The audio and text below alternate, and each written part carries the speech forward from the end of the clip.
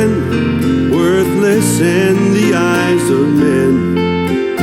No man cared for my soul, but then Jesus purchased me. Now I can clearly see, oh, that He really cared for me.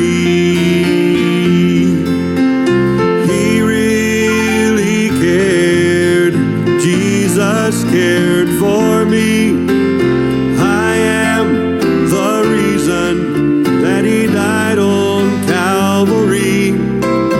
He gave His life just to pay my penalty, because He really cared for me.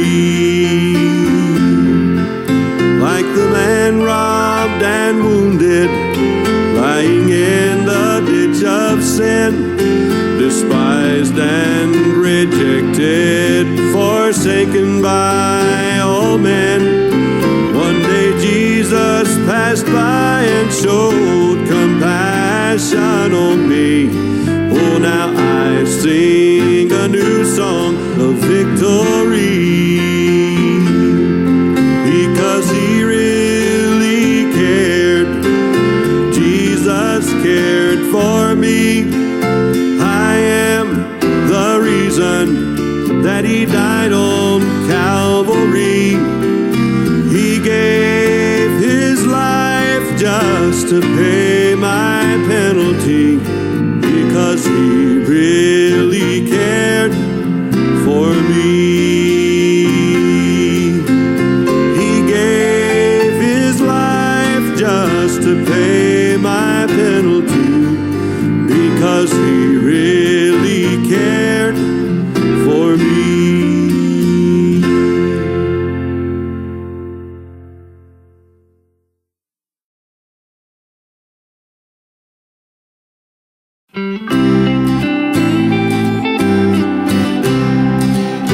Now Joseph was the son of Jacob in his old age, so he made him a coat of many colors. He was favored of his father, but he constantly put up with the envy of his older brothers. So unbeknown to their father, they sold him into slavery and reported to Jacob that Joseph had been slain.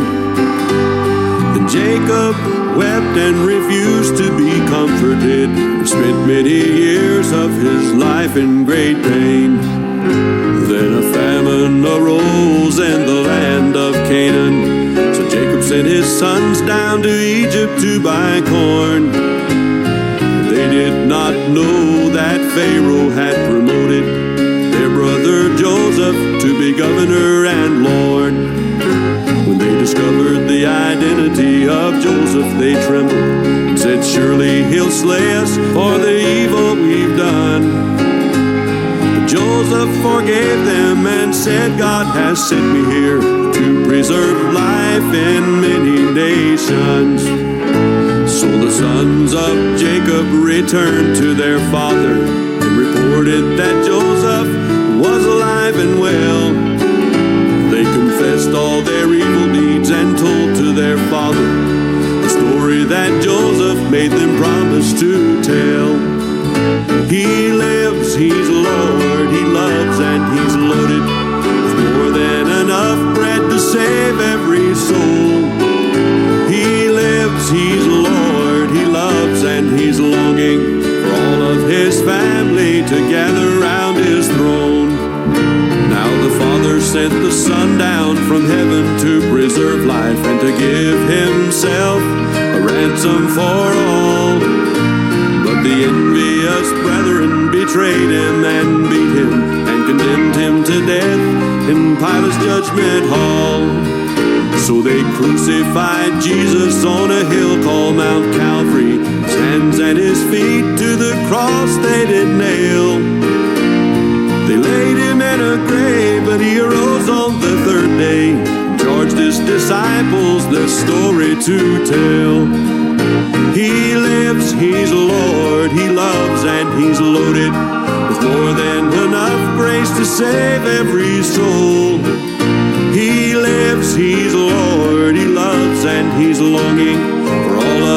family to gather round his throne. For all of his family to gather round his throne.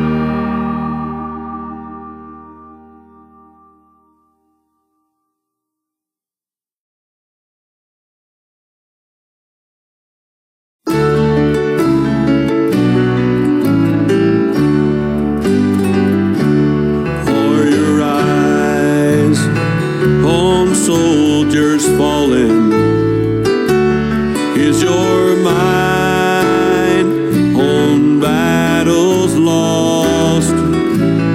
Are your thoughts on friends who failed you? Then just turn them toward the cross. Turn your eyes upon Mount Calvary, and then behold the empty tomb. Then gaze upon the risen Savior, for he's coming very soon. Now are your eyes on storm clouds gathering, troubles and trials on every hand? Turn your eyes upon the Master. Storms are subject to his command. Turn your eyes upon Mount Calvary, and then behold the empty tomb. Then gaze upon the risen Savior, for he's coming very soon.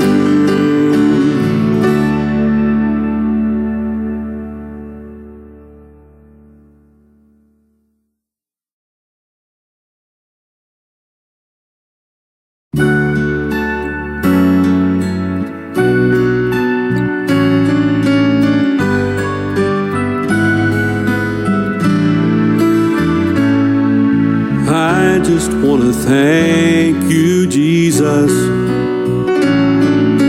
I just want to praise your name. I just want to lift my voice up toward heaven, then thank you and praise you again. Oh, I remember when I was so deep in sin and no light could I see. And Jesus came in, filled me with his love, and then he released my misery.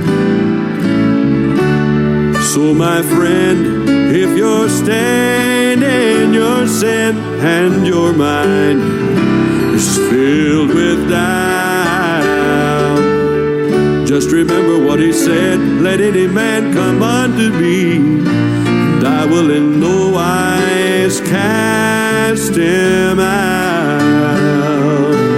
I just want to thank you, Jesus. I just want to praise your name.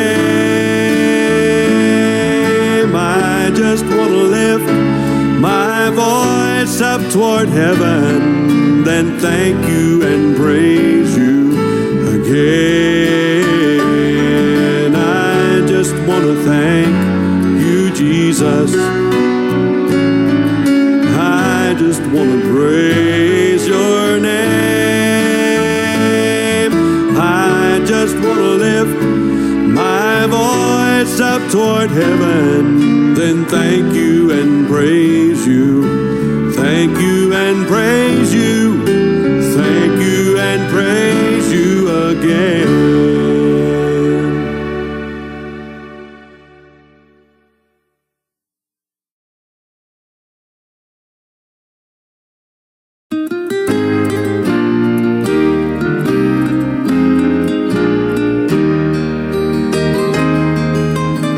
Saints, are you praying? Preacher, will you go? Anywhere the Father opens up the door. Millions grope in darkness, they're blinded by the foe. Saints, will you send them? Preacher, will you go?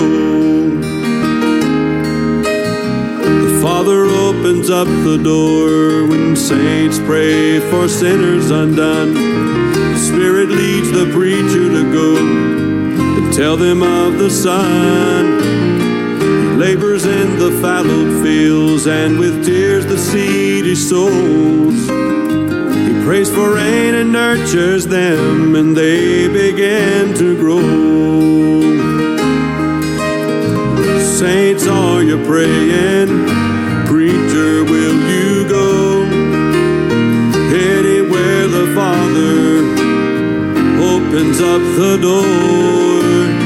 Millions grope in darkness, they're blinded by the foe. Saints, will you send them? Preacher, will you go? As the missionary labors, his mind drifts toward home. He wonders if they remember him. He feels so distant and all alone. He hears the Spirit whisper, there's someone who still cares. In his heart he knows somebody's calling out his name in prayer.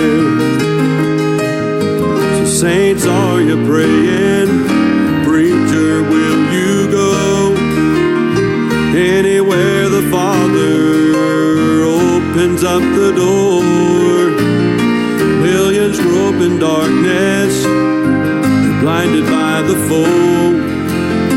Saints, will you send them? Preacher, will you go?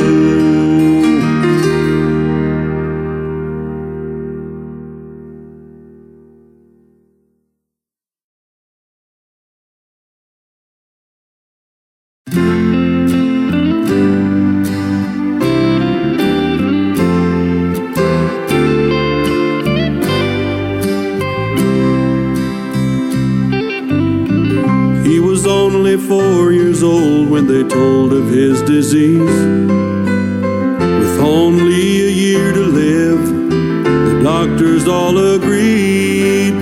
They took him all the places that they knew he'd like to go.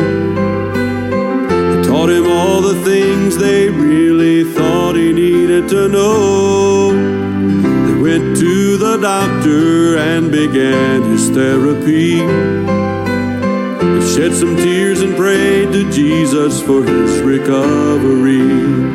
Then the day came when they told of his condition. The dreaded disease is in remission. Now he runs and plays with the other kids, thanks to the physician. The dreaded disease is in remission. Like the young boy, I was diagnosed with a deadly disease. I was only a heartbeat from eternity. So I went to all the places my friends told me I should go. But all their earthly remedies could not make me whole. Then I heard about Jesus, so I called upon his name. Washed me in his precious blood and took my disease away. Now I'm alive to tell of my condition. The dreaded disease is in remission. Now I have the gift of eternal life, thanks to the great physician. The dreaded disease is in remission.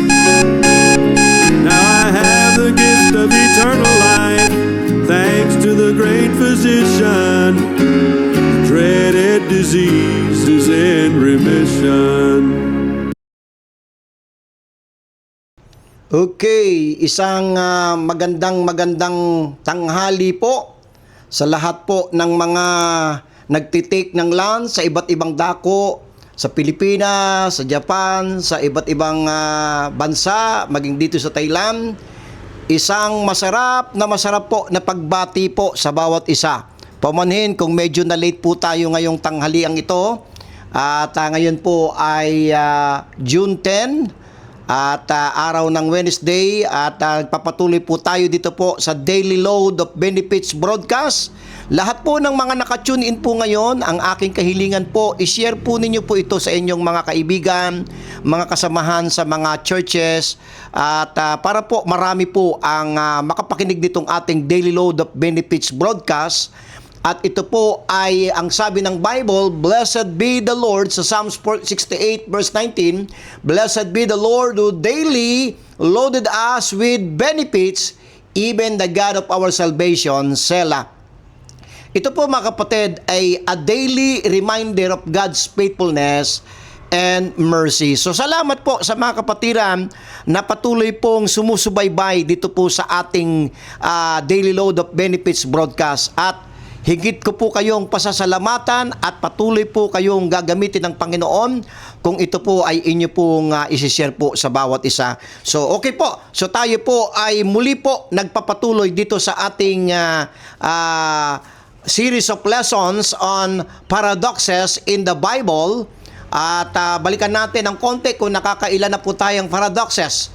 Number 1 paradox na ating tinalakay ay to live, you must die. Paradox number 2, to gain, you must lose. Paradox number 3, when you are weak, then you are strong.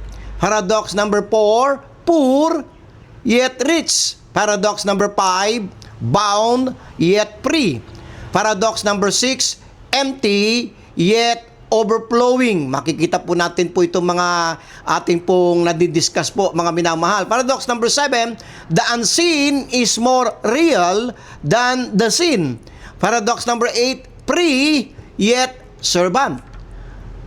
Paradox number 9, having nothing yet possessing all things. Paradox number 10, unknown yet well known.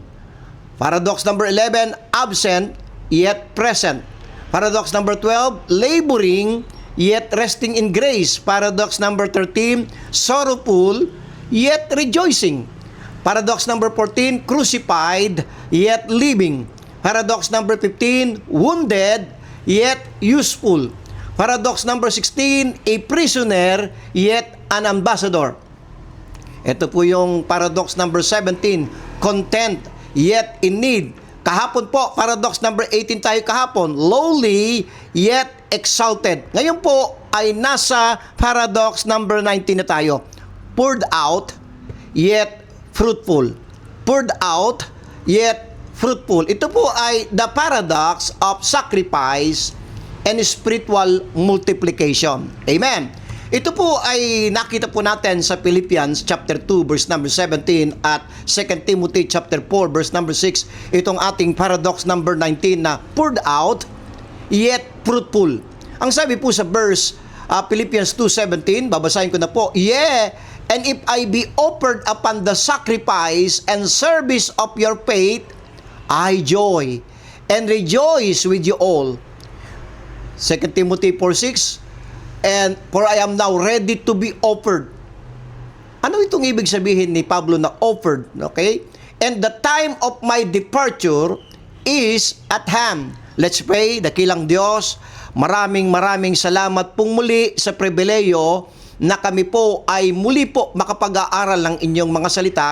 At salamat po sa inyong kabutihan na ang inyong salita ay patuloy na nagbibigay sa amin ng kalakasan, encouragement, at salamat po sa lahat ng mga patuloy na mga brethren po na sumusubaybay dito sa aming Daily Load of Benefits broadcast. Kayo na po ang patuloy mag-bless sa kanilang buhay at patuloy na gamitin niyo po ang bawat isa sa amin para po sa inyong gawain, para po ang ebanghelyo ay mapalawak sa lahat ng dako at maraming makakilala sa inyo, Panginoon. Basbasan niyo po ang aming pagtatalakay ngayong oras pong ito sa pangalan po ni Jesus.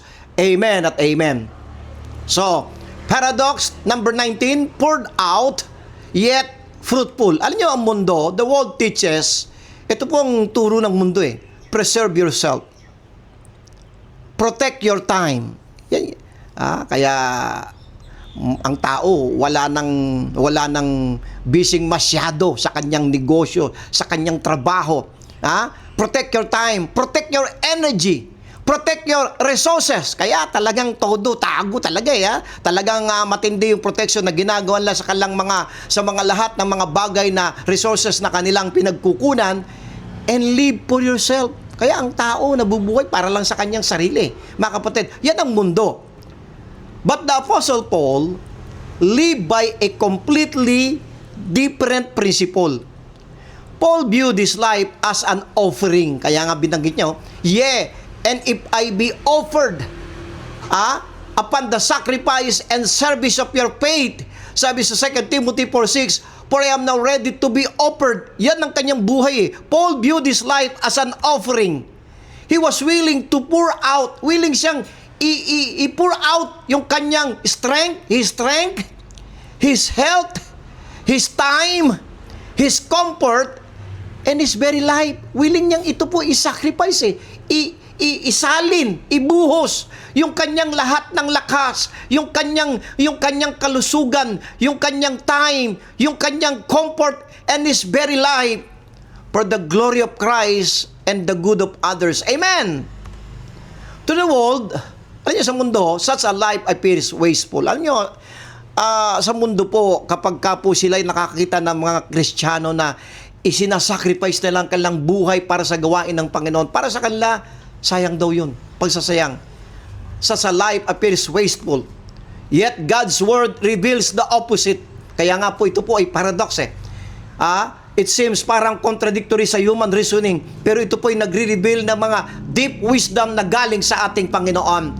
The believer who is poured out for Christ often becomes the most fruitful servant of all. Amen. This is one of the greatest paradoxes of the Christian life.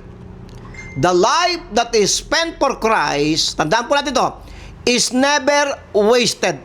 Yung buhay natin na ibinuhos na natin sa gawain ng Panginoon para kay Kristo, yung ating strength, yung ating health, yung ating time, yung ating comfort, at yung mismo pinakabuhay natin, hindi po yan sayang. Paradox number 19, ang ganda po ito poured out, yet fruitful. Pumunta po tayo sa point number 1. Paul viewed his life as a sacrificial offering. Tinignan niya yung kanyang buhay. Tinignan yung buhay natin dapat as a sacrificial offering. Sabi niya sa Philippians 2:17, if I be offered upon the sacrifice and service of your faith, yung buhay ni Pablo ay tinignan niya na bilang isang sacrificial offering. The word offered refers to a drink offering poured out before God. Sa Bible po, meron pong drink offering. At ito po ay ibinubuhos. Okay? Para sa templo. Paul did not see Christianity as something to consume. He saw it as something to give. Ang ganda po nito Ang buhay ni Pablo, tinignan niya hindi para itong kundi ang buhay niya is something to give. Okay? Sabi sa Romans chapter 12 verse 1, present your bodies a living sacrifice. Kaya nga po ang buhay natin, mga kapatid tingnan natin, ito po ang buhay natin as a sacrificial offering. Sa Ephesians chapter 5 verse number 2, maganda buksan po natin at basahin po natin ang buo po itong Ephesians chapter 5 verse number 2. Sabi po sa Ephesians chapter 5 and verse number 2. Ephesians chapter 5 and verse number 2, and walk in love as Christ also loved us and hath given himself for us an offering and a sacrifice to God for a sweet smelling savor. Amen. Yan po yung buhay natin Amen. Alam niyo yung paradox dito? Pakinggan natin yung paradox dito sa point number 1 natin. The believer who gives his life away for God discovers its greatest purpose. Kapag ka po yung ating buhay po ay ibinigay natin sa Panginoon, lalo natin nakikita at lalong nagmamaterialize yung tamang layunin ng Panginoon sa ating buhay. Amen!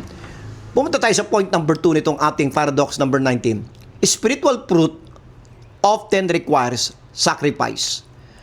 Spiritual fruit often requires sacrifice. Every harvest requires investment. Bakit po nasabi ko po yon? Before there can be fruit, bago magkaroon ng harvest, bago magkaroon ng bunga, unang-una, seed must be planted. Okay? Labor must be expended.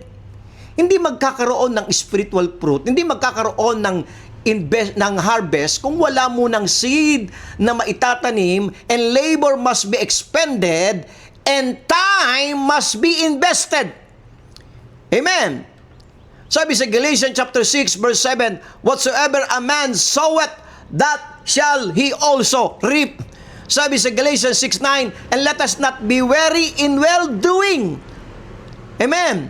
Kaya nga po, spiritual fruit often requires sacrifice. Ang sabi sa 1 Corinthians 15:58, buksan po natin mga Bible po natin sa 1 Corinthians 15:58. Ang sabi sa verse 58, therefore, my beloved brethren, be steadfast, unmovable, always abounding in the work of the Lord, for as much as you know that your labor is not in vain in the Lord. Amen. Pakinggan po natin yung paradox na point number 2 natin. The greater the sacrifice, the greater the potential harvest. The more na sinasacrifice natin yung buhay natin as a living sacrifice, the greater the potential harvest. Amen. Mako tayo sa point number 2. Paul poured out his life for the churches. Alam niyo, inialay niya na eh. Ibinuhos na niya ang kanyang buhay para sa mga churches. Paul's ministry was costly. Yes, very costly po yung ministry po ni Pablo. Let's turn to 2 Corinthians chapter 11 po. Buksan po natin mga Bible po natin. 2 Corinthians chapter 11 po. Verse 23 to 28. Bagamat lagi natin binabasa, pero mas maganda ulit-ulitin natin basahin to. Amen? Verse 23 to 28. Okay? Are they ministers of Christ? I speak as a fool. I am more in labors, more abundant, in stripes above measure, in prisons more frequent, in debt of the Jews 5 times received I 40 stripes, save one. Thrice was I beaten with rods, once I was stoned, thrice I suffered shipwreck, a night and a day I have been in the deep, in journeying often, in perils of waters, in perils of robbers, in perils by my own countrymen, in perils by the heathen, in perils in the city, in perils in the wilderness, in perils in the sea, in perils among false brethren, in weariness and painfulness, in watching often, in hunger and thirst, in fasting often, in cold and nakedness, beside those things that are without, that which cometh upon me daily, the care of all the churches. Alam nyo, yung buhay ni Pablo, ibinigay na niya eh. Ibinuhos na niya lahat-lahat para sa mga churches, mga kapatid. He endured imprisonments. Pakita natin yan sa 2 Corinthians 11, 23 to 28. Beatings, shipwrecks, hunger, dangers, and persecutions. Amen. Yet, ito pang masarap dyan eh. He continued. Bagamat ibinuhos na ni Pablo ang lahat ng bagay, yung buhay niya para sa gawain ng Panginoon, sa mga churches na kanyang nagtayo po siya, nag-start po siya ng mga local churches, at nakaranas po siya. He endured imprisonments, beatings, shipwrecks, hunger, dangers, and persecutions. Yet, ito masarap eh, he continued. Sabi niya sa Colossians chapter 1, buksan po natin sa Colossians chapter 1 ang ating mga Bible. Colossians chapter 1 and verse number 24. Sabi po sa Colossians chapter 1 and verse number 24. Ang gandang patuloy po na binabasa ko tayo. Who now rejoice in my sufferings for you, and fill up that which is behind of the afflictions of Christ in my flesh for his body's sake, which is the church. Paul poured out his life for the churches eh. Sabi niya sa 2 Corinthians chapter 12. Sige po, 2 Corinthians chapter 12 po. Sabi po 2 Corinthians chapter 12 and verse number 15.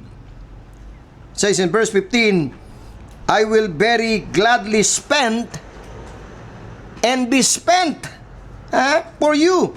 Though the more abundantly I love you, the less I beloved. Amen. Talagang si Pablo, ibinuhos na niya yung kanyang buhay eh. Here's the paradox dito sa point number 3. The most fruitful ministries are often built upon great personal sacrifice. Totoo po ito. Yung talagang maraming bunga sa ministry, ito po ay natayo sa pamamagitan ng personal sacrifice. Ibinuhos niya yung kanyang buhay para dito, mga kapatid. Point number 4, God multiplies what is surrendered to Him. Ito ang maganda rito. God multiplies what is surrendered to Him. The principle of Scripture is multiplication through surrender. Tandaan po natin yan. Sabi sa Romans chapter 6, verse number 13. Romans chapter 6 and verse number 13. Sabi po sa Romans 6:13, neither yield ye your members as instruments of unrighteousness, but yield yourselves unto God as those that are alive from the dead, and your members as instruments of righteousness. Amen. Unto God. Amen. Sabi niya sa Philippians 1:21, for to live is Christ, and to die is gain. Amen. Ano yung paradox po dito sa point number 4 natin, na God multiplies what is surrendered to Him? What is withheld remains small. What is surrendered becomes fruitful. Alam nyo, kapag ka po hinuhold natin yung mga bagay, yung time natin, yung talent natin, yung buhay natin, mga finances natin, hinuhold natin, hindi po ito nagiging mabungay. Pero kapag ka po ito once na isinurrendered po natin, what is surrendered becomes fruitful. Amen. Point number 6. Ministry sometimes feels like dying. Alam po ninyo, sa ministry po, talagang mararamdaman mo ito, feels like dying. Paul frequently described ministry in terms of death. Opo, tingnan nyo, 2 Corinthians chapter 4. Pakinggan natin ang sinabi ni Pablo. Totoo po ba ito na Paul frequently described ministry in terms of death? Kinokonek niya eh. Okay? Binibigyan niya ng paglalarawan na ang ministry ay feels like dying. 2 Corinthians chapter 4. 2 Corinthians chapter 4 verse number 11. For we which live are always delivered unto death. Nakita po niyo yan? For Jesus' sake, that the life also of Jesus might be made manifest in our mortal flesh. 2 Corinthians 4 verse 12. So then death worketh in us, but life in you. Paul suffered so others could be helped. Yan po ang ministry. Kinakailangang maranasan natin yung suffering sa ministry para yung iba ay matulungan. Pakinggan po natin yung paradox dito sa point number 6 natin. Life often flows to others through the sacrifices we make. Hindi nyo ba alam na yung buhay, kapag once na ito ay pinoured out natin sa ministry, nakikinabang, nakakatulong sa iba, na-encourage yung iba, napapalakas natin yung iba. Amen. Life often flows to others through the sacrifices we make. Okay? Christ is the ultimate example. Okay? No one was poured out more completely than Christ. Philippians 2:8, He became obedient unto death. Sa Ephesians chapter 5, verse number 2, Christ also loved us. Si Kristo po, naging example po siya. Okay? Naging example po siya. Christ also loved us and not given Himself for us. You know, sabi sa Romans 5:8, Christ died for us. His sacrifice, tanda po natin ito, produce salvation for millions. Dahil po sa sakripisyo na ginawa ng ating Panginoon, naging available ang kaligtasan, naging available ang forgiveness of sins, naging available ang justification, naging available ang eternal life because of what Christ did on the cross of Calvary. Here's the paradox. The greatest act of sacrifice produced the greatest harvest in history. Yes po. Dumako po tayo sa point number 7. Dito po sa point number 7, yung kanina po, point number 6 po yun. Pouring out requires endurance. Ano kapag ka po yung buhay natin, ibinuhos na natin para sa gawain? Requires endurance. Fruitfulness rarely happens overnight.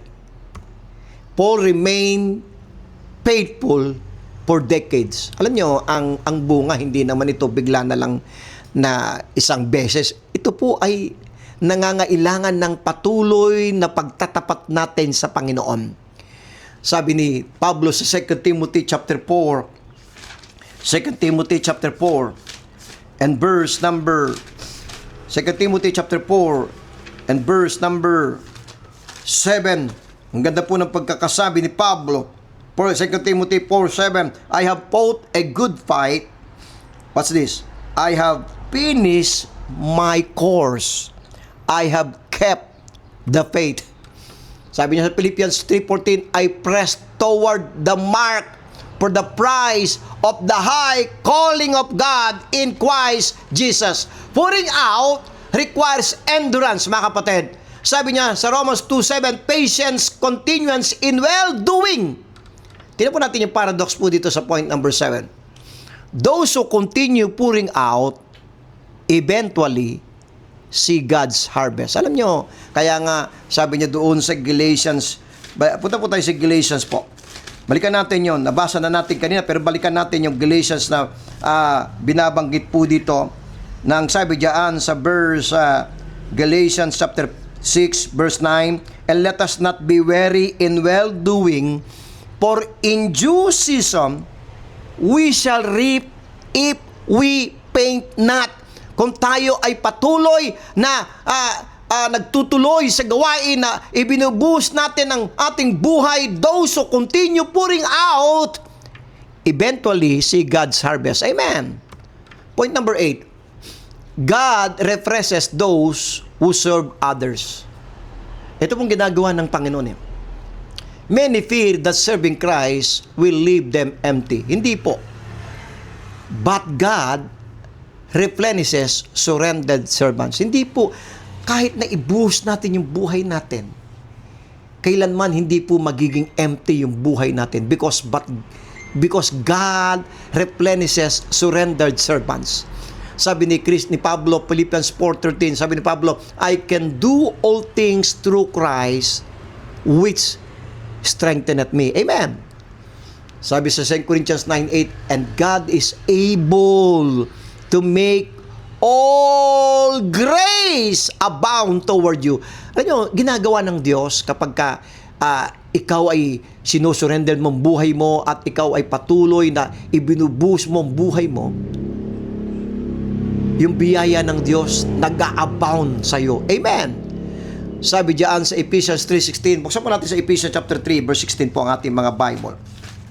Ephesians chapter 3 and verse number 16. It says in Ephesians 3:16 that He would grant you according to the riches of His glory to be strengthened with might by His Spirit in the inner man. Kaya hindi po nakakapagod. Yes, physically, pero spiritually nire-repress ng Diyos yung ating buhay. Bang tayo ay naglilingkod, kaya't sa ministry po, mga kapatid, ay wala pong magsasabi, pagod na ako sa ministry. Bakit? Ito ang ginagawa ng Panginoon. Buksan po natin mga Bible po natin. Tingnan po natin. 2 Corinthians chapter 4. God represses those who serve others. 2 Corinthians chapter 4 verse number 16. For which cause we faint not, but though our outward man perish, yet the inward man is renewed day by day. Amen. Ito yung paradox po dyan. Those who poured out for God are continually supplied by God. Those who pour out for God, ito pang maganda are continually supplied by God. Let's go to point number 9. The fruitfulness is produced by Christ.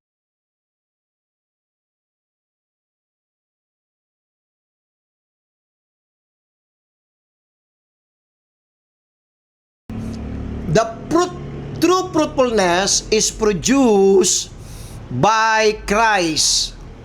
Paul understood that fruitfulness ultimately comes from God. Yes, yung bunga po, hindi naman po tayo, ang bunga po, hindi po ito iniimbento eh. Hindi minamanufactured ang bunga.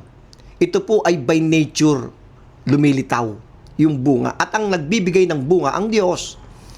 Sabi nga sa 1 Corinthians 3:6, I have planted, Apollos watered, but God gave the increase. Amen. Sa Colossians chapter 1 verse 21, according to His working, ito masarap, which worketh in me mightily. Sa Philippians 1:11, being filled with the fruits of righteousness, true fruitfulness is produced by Christ. Ito po yung paradox po dito sa ating point number 9.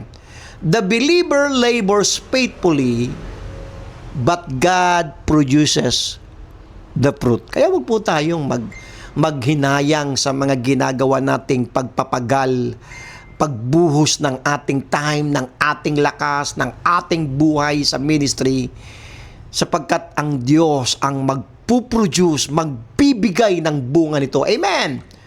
Point number 10. A poured out life leaves an eternal legacy. Amen. Kapag ka po yung ating buhay po ay ibinuhos na natin sa ministry, ito po ay mag-iiwan ng eternal legacy. Paul's earthly life ended. Yet, makinig po kayo maigi, his ministry continues. His epistles still teach. Nakita na, wala na po si Pablo. Pero yung kanyang sulat still teach.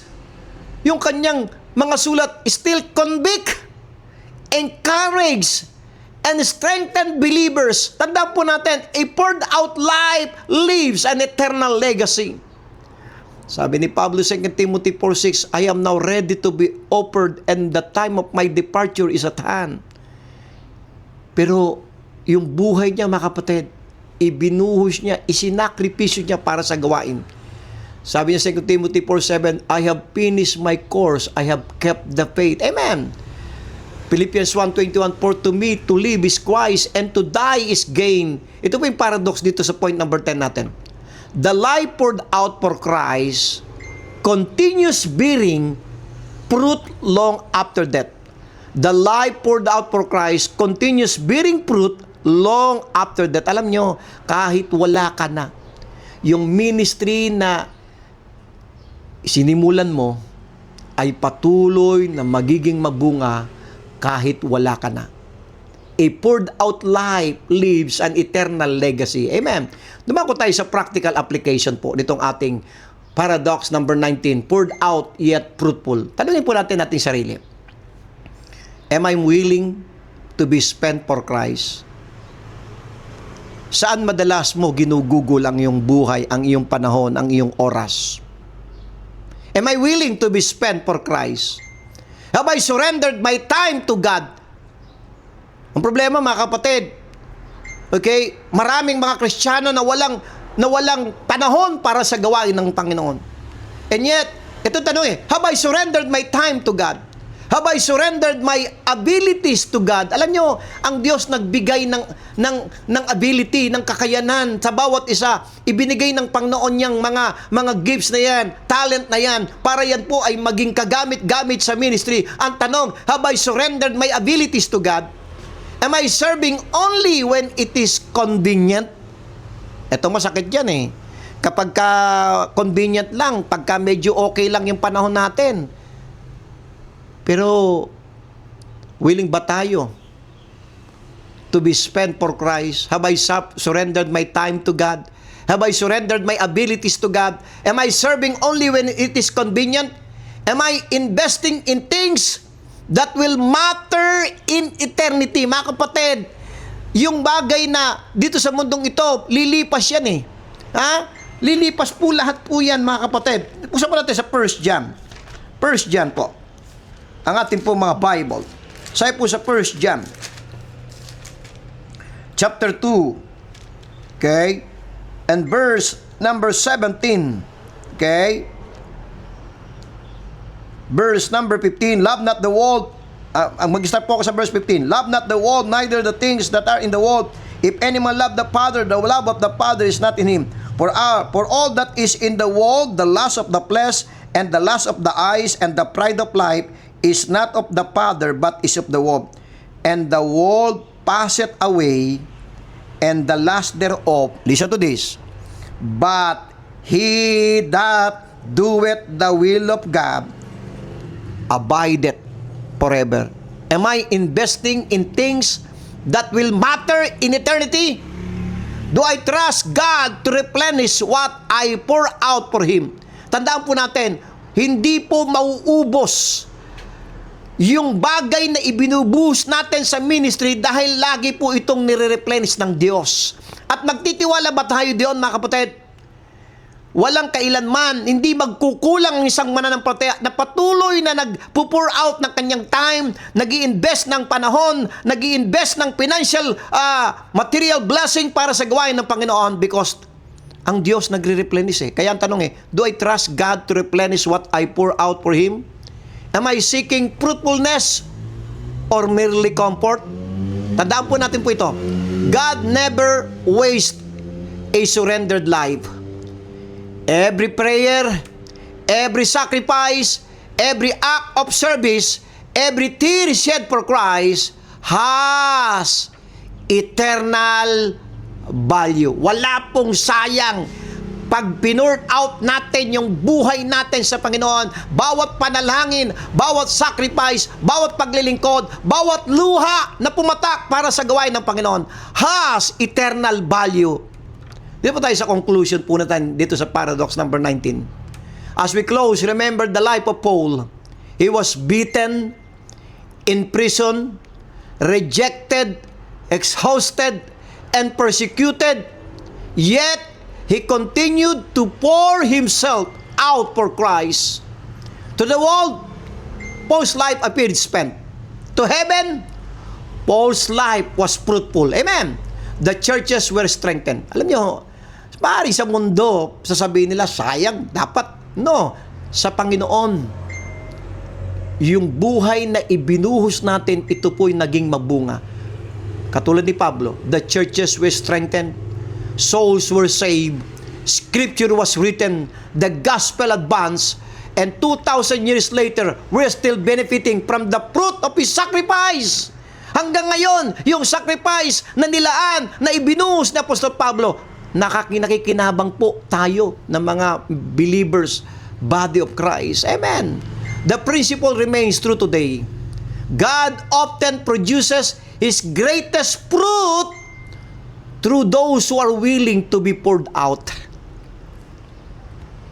Therefore, let us not seek comfort above calling. Let us not seek ease above usefulness. Let us not seek preservation above surrender. For in Christ, we discover this glorious paradox. Poured out, yet fruitful. Habang ibinubuhos natin yung buhay natin as a sacrifice, nagmumultiply ito, nagiging mabunga, mga kapatid. At maraming salamat. Pansamantala po, muli po ay tinatapos po natin ang ating pong Daily Load of Benefits broadcast.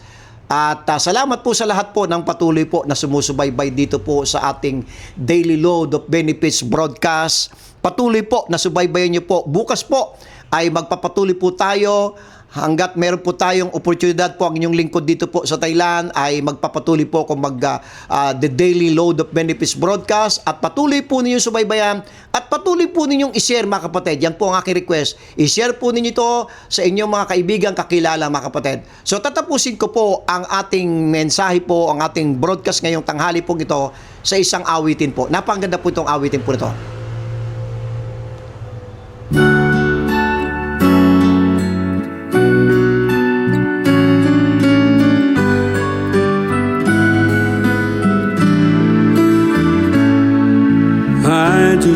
to thank you, Jesus.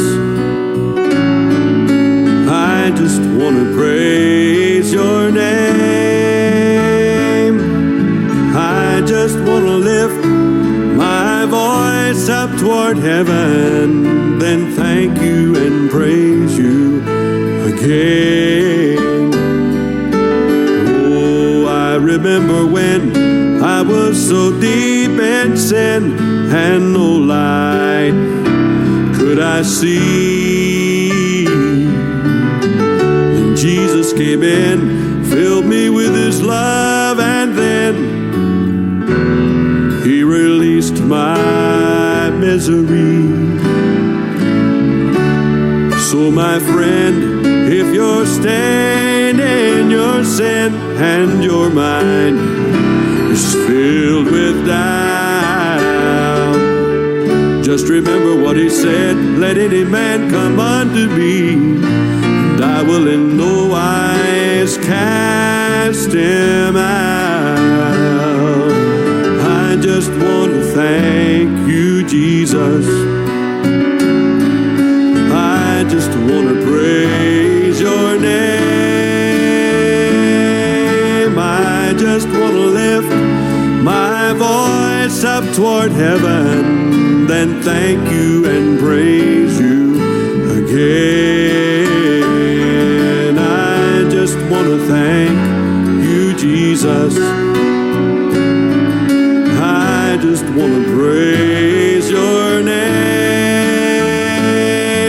I just want to lift my voice up toward heaven, then thank you and praise you.